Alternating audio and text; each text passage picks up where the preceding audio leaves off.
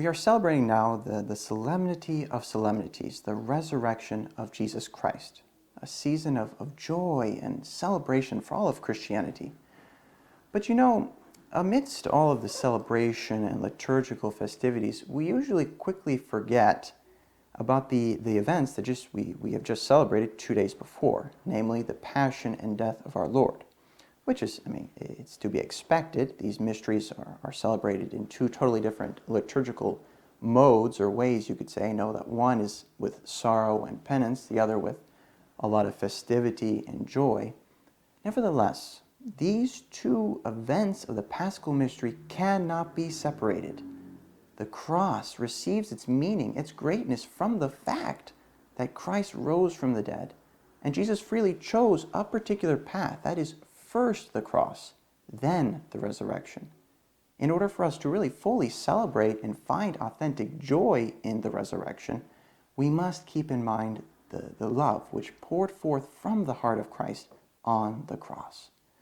Now, the cross finds its fulfillment and glory in the resurrection of Christ. Now, we are called to perfectly imitate Christ. So that means not only in his resurrection, but also in his cross. Contemporary Christianity, for the most part now, solely preaches and proclaims the resurrection of Christ, which is essential and is perfectly fine, for it's the mystery upon which Christianity is firmly grounded, as St. Paul tells us.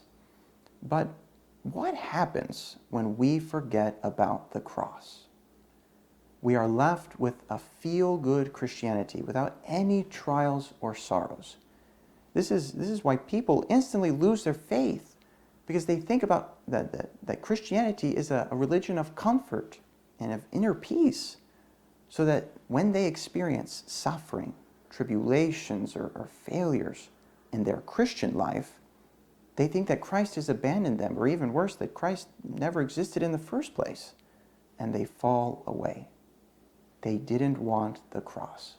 They only wanted the resurrection, which is not the way of Christ.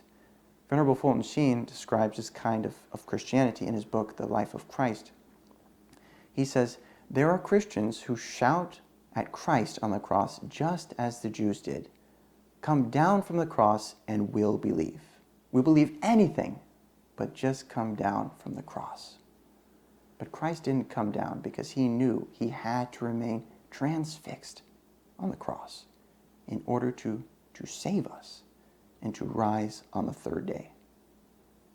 Let us then follow the footsteps of Christ, by first taking up our cross, so that we can rise with him on the last day. As Venerable Fulton Sheen said, unless there is a Good Friday in our lives, there will never be an Easter Sunday. The cross is the condition of the empty tomb, and the crown of thorns is the preface to the halo of light. Pope Benedict XVI said, to live Christianity means martyrdom. That is a spiritual martyrdom. If we want to live with Christ, if we want to rise with Christ, as St. Paul tells us, we have to die with him.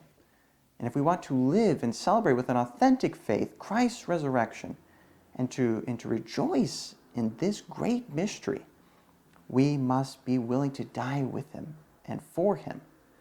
If a Christian wants to live according to his faith in the resurrected Christ, it will be a life of sacrifice. And in this, one lives the true joy of the resurrection. In this, we are united with Christ on Good Friday, so that we may be united with him in his resurrection. Let us ask this grace from our Blessed Mother, who was assumed body and soul into heaven, that she may help us to keep these good resolutions that we've made during Lent, and to continue to grow in our spiritual life, and rejoice in the victory of Christ over evil and death. May our Mother obtain this very special grace for us during this very beautiful season of Easter.